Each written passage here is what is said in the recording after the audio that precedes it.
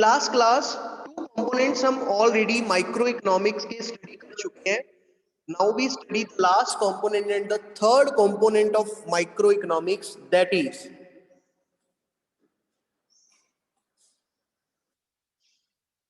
third component is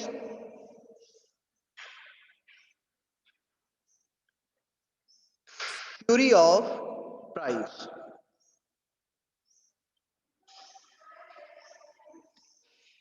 Theory of price. Under theory of price, we study that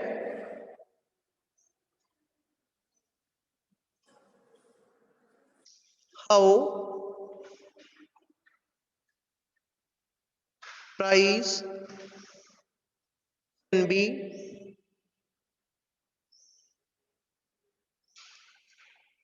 determined in the market. भाई market में prices कैसे determine होते हैं? This is our third component, that theory of price. Under theory of price, we study that how price can be determined in the market. How price can be determined? The term here is according to market forces. Market में price किस तरह से determine होते हैं? According to market forces. What do you mean by the term here is market forces, and what do you mean by market forces? हम ये कह रहे हैं कि मार्केट में प्राइस किस तरह से डिटरमाइन होते हैं. मार्केट में प्राइस डिटरमाइन होते हैं according to market forces. But market forces का मीनिंग क्या है?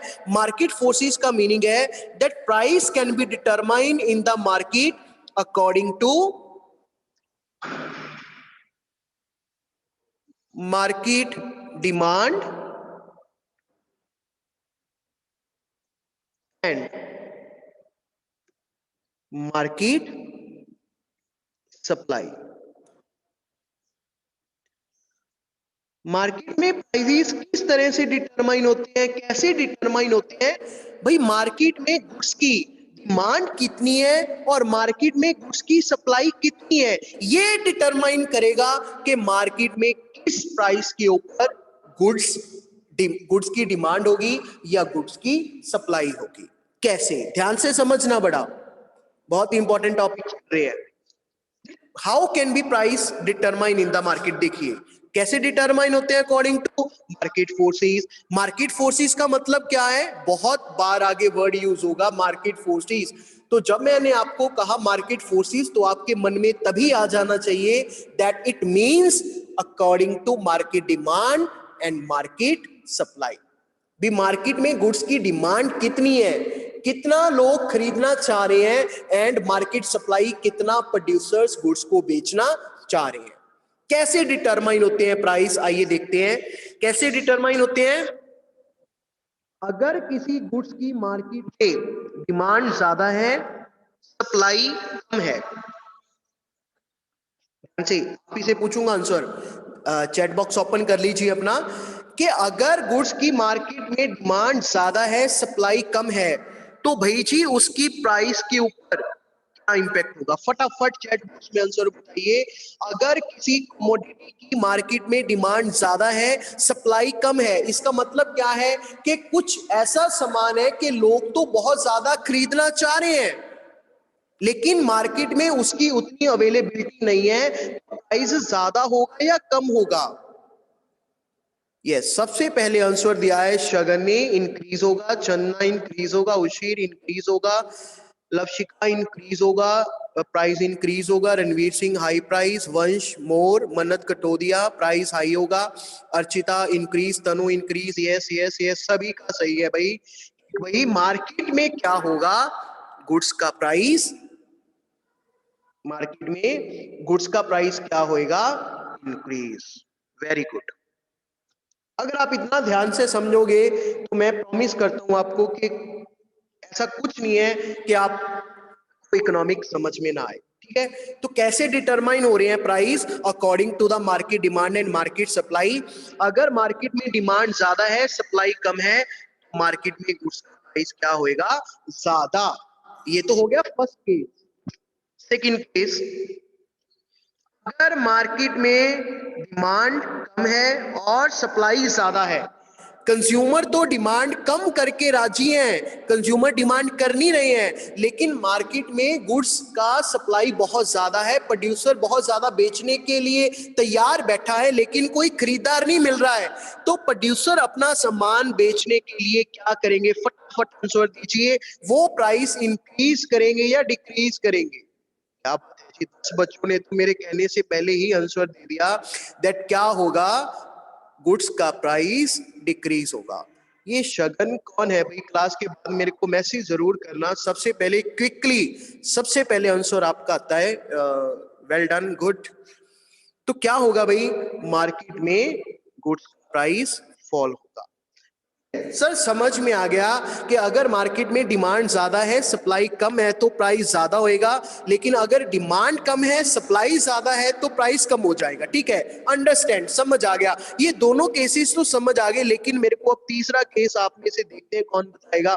अगर मैं अब आपसे ये कहूं थर्ड केस में, अगर मार्केट में डिमांड और सप्लाई दोनों आपस में इक्वल है, फिर क्या होगा?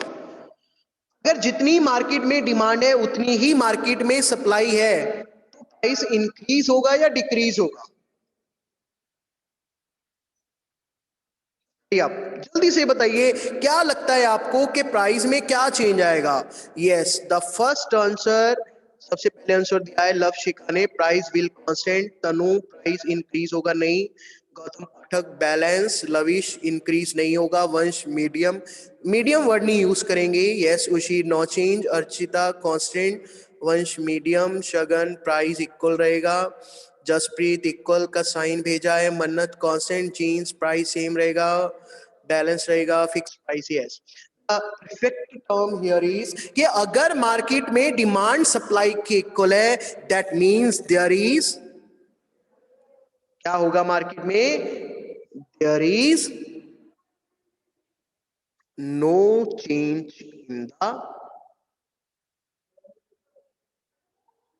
Price.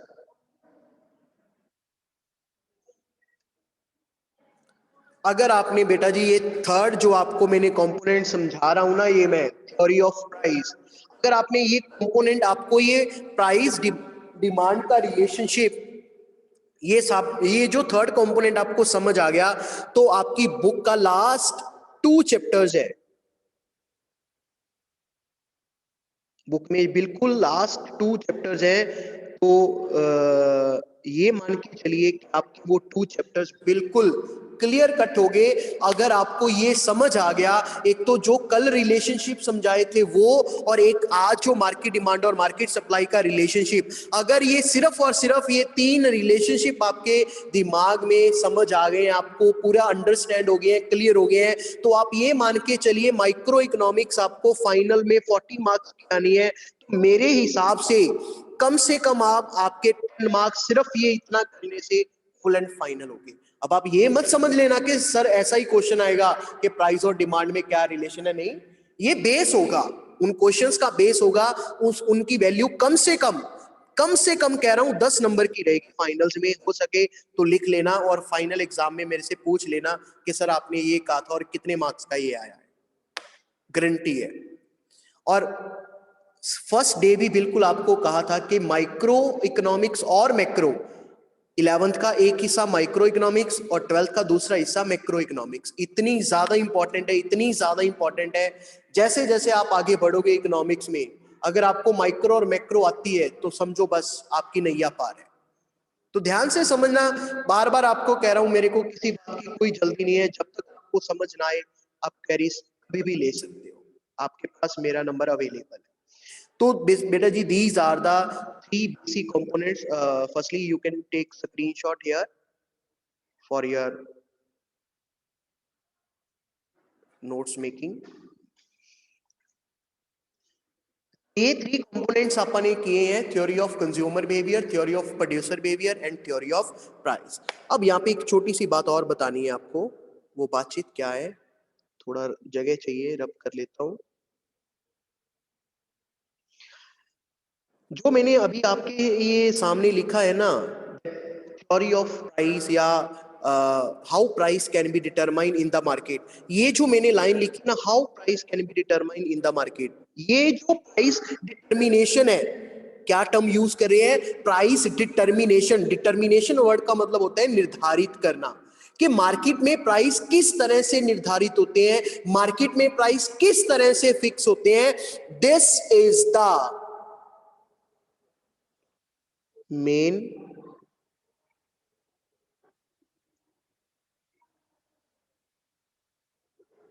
Problem of micro economics. एक क्वेश्चन और सीखने को मिला। What is the main problem of microeconomics? The main problem of microeconomics is price. Two words use करते हैं सिर्फ, price determination। इसी वजह से, क्योंकि माइक्रो इकोनॉमिक्स की मेन प्रॉब्लम प्राइस डिटर्मिनेशन है, इसी वजह से भाई, अब मेरे को जगह नहीं मिल रही लिखने के लिए, ये रब कर देते हैं, थोड़ा सा यहाँ पे लिख लेंगे। इसी वजह से, क्योंकि माइक्रो इकोनॉमिक्स की मेन प्रॉब्लम प्राइस डिटर्मिनेशन है, इसी वजह से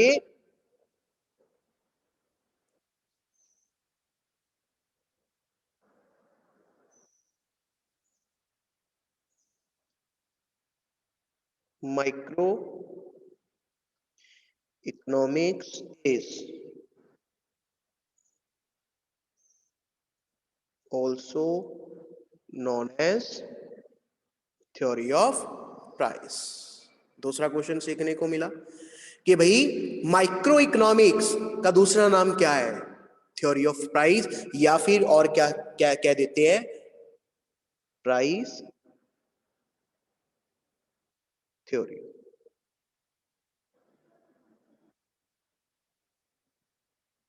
अब अगर मैं आपसे पूछूं कि microeconomics is also known as, fill up, the perfect answer is price theory. अब अगर आगे पूछूं that why microeconomics is also known as price theory, then your answer is, sir, because the main problem of microeconomics is price determination। क्या है main problem, price determination. अब आप screenshot ले सकते हो, अब ये आप डिलीट करके आगे पढ़ने वाले हैं।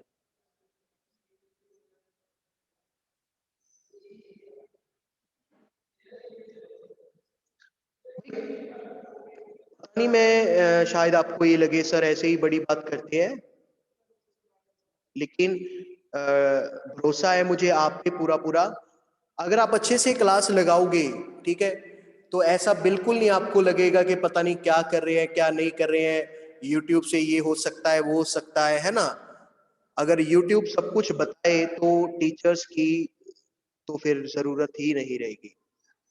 ये भाई जी हैं एक बीच में थोड़ा सा पेन चला रहे हैं, मेरे पास स्कूल में आके चला लेना भाई, पेपर ले लेंगे, कोई टेस्ट ले लेंगे, सुना जाना।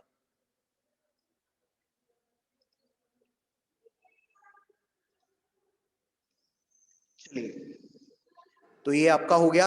अब हम चलते हैं आगे।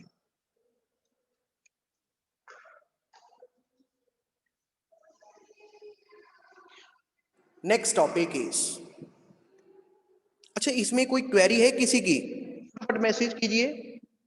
जो भी अभी किया है टॉपिक, क्या कोई क्वेरी है, यस और नो में बस।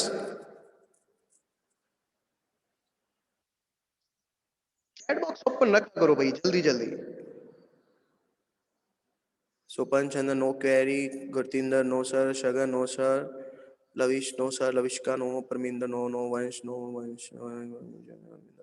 ओके, बहुत अच्छी बात है अगर आपकी क्वेरी नहीं है, थैंक यू वेरी मच। अब पढ़ते हैं आगे, देखिए देखिए इकोनॉमिक्स में हम नेचुरली इकोनॉमिक्स पढ़ रहे हैं ना, तो ये तो कहने की जरूरत नहीं है इकोनॉमिक्स में। यहाँ पे बेटा जी हम तीन पार्टीज की बात करते हैं, थ्री पार्टीज। जब भी आप इकोनॉमिक्स की बात करेंगे, तीन तरह के लोगों की बात करते हैं, या पूरे सिस्टम को थ्री पार्टीज में डिवाइड कर लेते हैं। वो थ्री पार्टीज कौन कौन सी हैं? द फर्स्ट पार्टी इज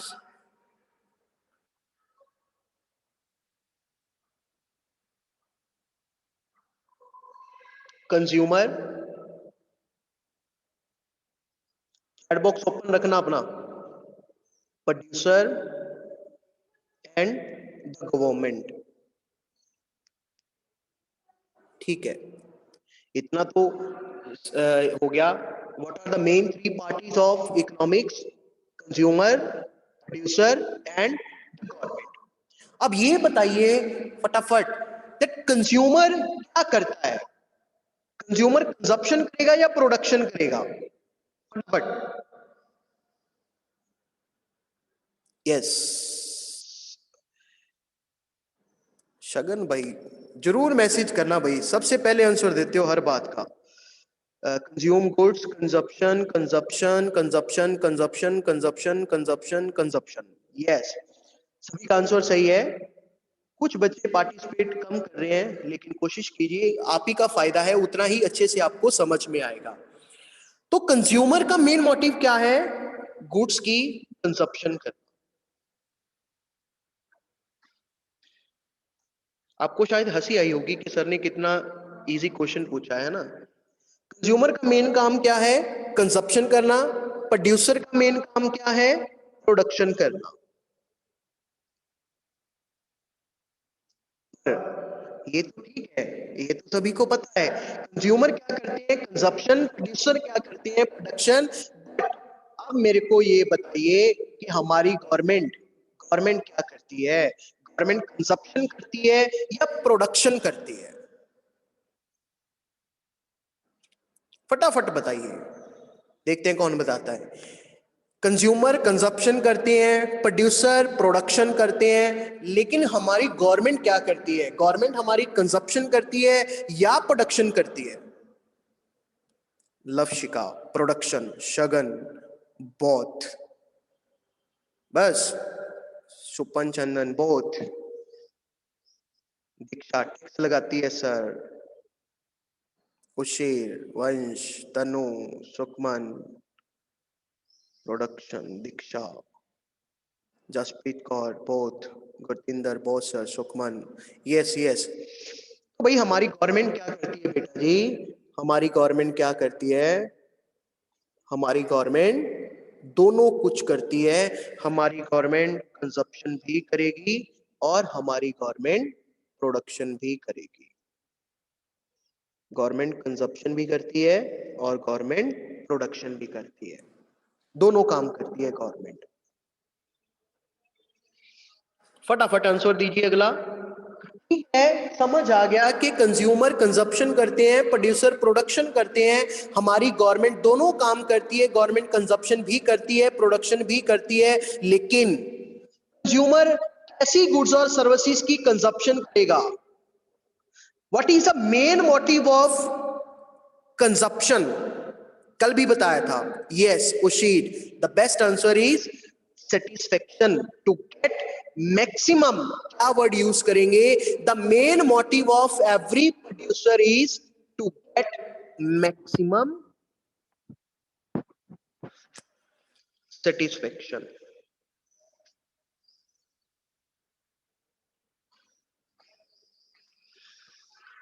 किसी भी कंज्यूमर का कंजप्शन करने का मेन मोटिव क्या होता है? Maximum satisfaction. और वहीं पे प्रोड्यूसर का प्रोडक्शन करने का मेन मोटिव क्या होता है? To get maximum of profits. ये दोनों आपको पता है, मेरे को पता है। कंजप्शन का मोटिव भी मैंने आपको बताया है, मैक्सिमम सेटिस्फेक्शन है। प्रोड्यूसर की प्रोडक्शन का मोटिव भी मैंने आपको बताया है कि मैक्सिमम प्रॉफिट है। लेकिन अभी तक हमने शायद ये नहीं देखा था कि गवर्नमेंट का मेन मोटिव क्या है। तो फटाफट किसी को अगर मालूम है तो वो बताइए, गवर्नमेंट का कंजप्शन और प्रोडक्शन करने के पीछे मेन मोटिव क्या रहता है? Yes, Ushir. Correct answer is welfare of the people. The main motive of every government is, government का मेन मोटिव क्या रहता है? Maximum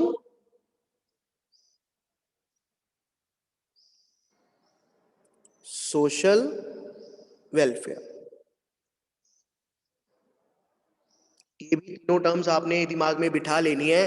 the main motive of consumer is to get maximum satisfaction, the main motive of producer is to get maximum profit, and the main motive of government is that maximum social welfare. Government का main motive क्या रहता है? Maximum social welfare. अब यहां पे ये नहीं कह देना है सर गवर्नमेंट का, मैं पूछूं आपसे बेटा जी गवर्नमेंट का मेन मोटिव क्या है, और आप मेरे को रिप्लाई करो सर गवर्नमेंट का मेन मोटिव रहता है करप्शन करना, पैसे खाना, है ना? भाई वो हमें पता है, पहले भी आपको बताया था, वो हमें पता है कि गवर्नमेंट यही कुछ करती है, लेकिन लिखने में हम ऐसा नहीं लिख सकते कि हमारी गवर्नमेंट हमें परेशान करती है, धक्का करती है ना?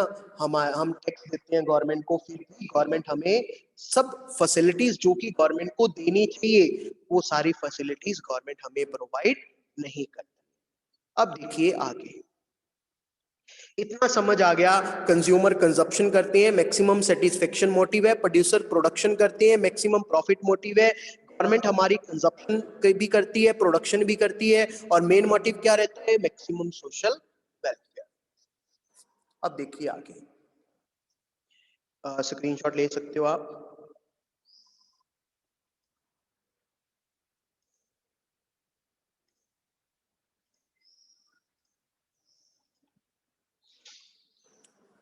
अब मैं दो लाइंस लिखता हूं। फर्स्ट पॉइंट क्या है? दैट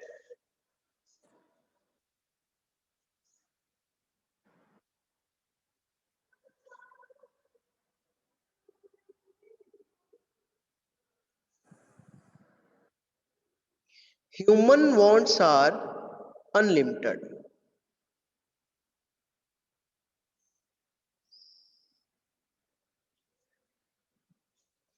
वांट्स क्या है हमारी? अनलिमिटेड। जैसे एज अ कंज्यूमर, सबसे पहले कंज्यूमर के पॉइंट ऑफ व्यू से देखते हैं।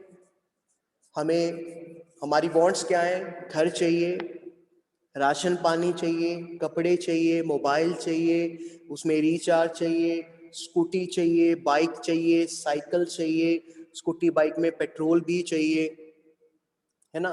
पढ़ना है तो बैग चाहिए, बुक्स चाहिए, स्कूल चाहिए, ट्यूशन चाहिए, इलेक्ट्रिसिटी चाहिए हमें, फर्नीचर चाहिए घर पे हमें, है ना? इलेक्ट्रॉनिक गुड्स चाहिए हमें, माने बहुत ही कुछ चाहिए, सब कुछ चाहिए हमें।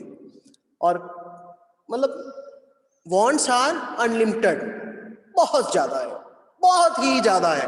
जैसे आपने एक पिक्चर का डायलॉग सुना होगा, है ना? वो कहता है ना कि बड़ी कबसबा है ना, बहुत ही ज्यादा, उस तरह से बहुत ही ज्यादा अनलिमिटेड वांट्स है कंज्यूमर की। ये भी चाहिए, वो भी चाहिए, एक वांट को पूरा करते हैं, एक जरूरत को पूरा करते हैं, अगली जरूरत सिर पे खड़ी होती है। Wants are unlimited but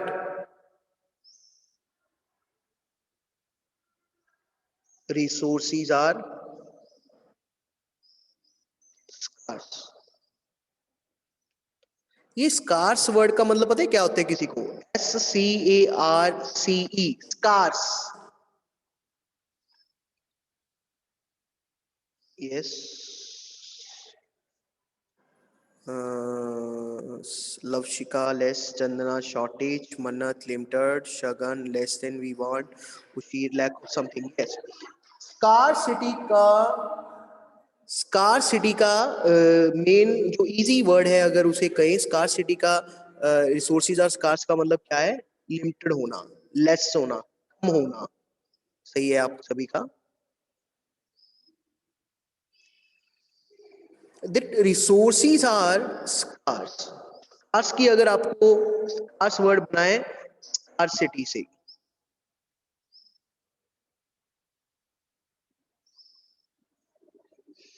scar city की डेफिनेशन क्या होती है?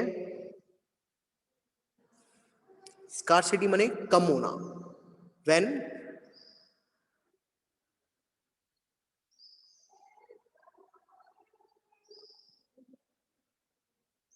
Demand of goods are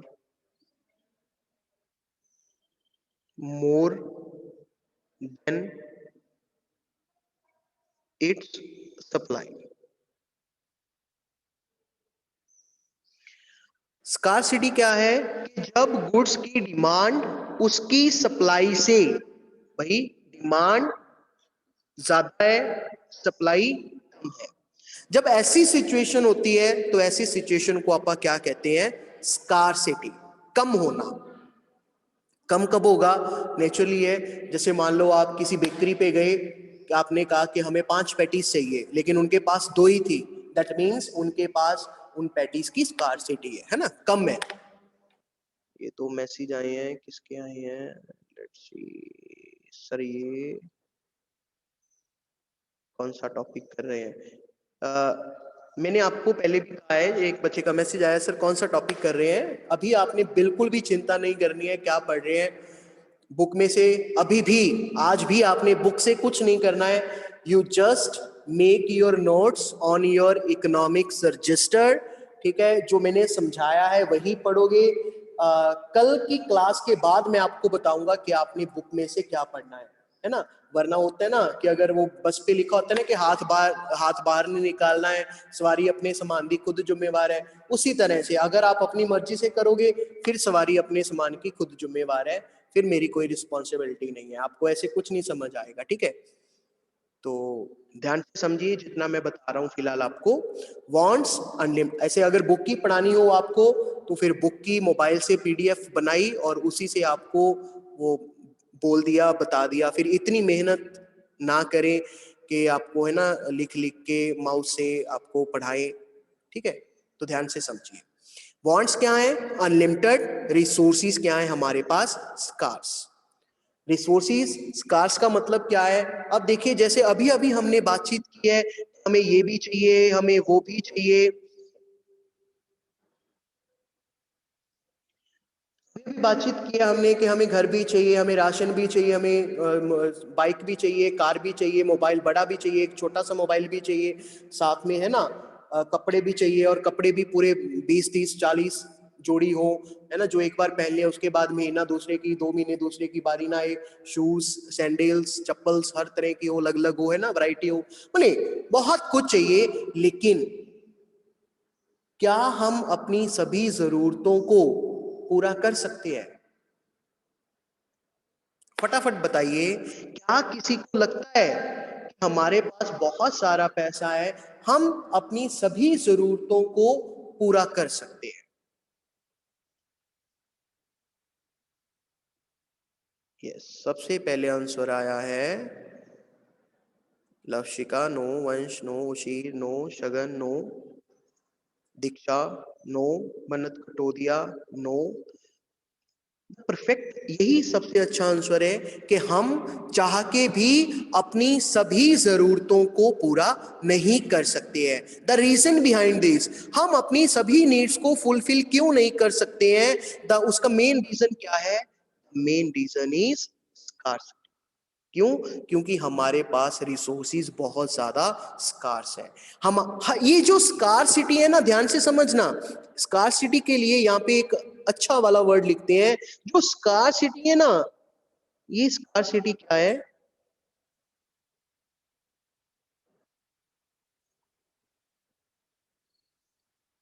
universal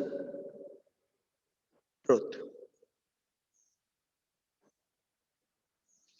universal truth पता ही आपको है ना, इंग्लिश में हम पढ़ते हैं वो टेंसेस वगैरह करते हुए, यूनिवर्सल ट्रुथ होते हैं जो कि बिल्कुल सच रहते हैं, जिसे हम बदल नहीं सकते हैं, है ना?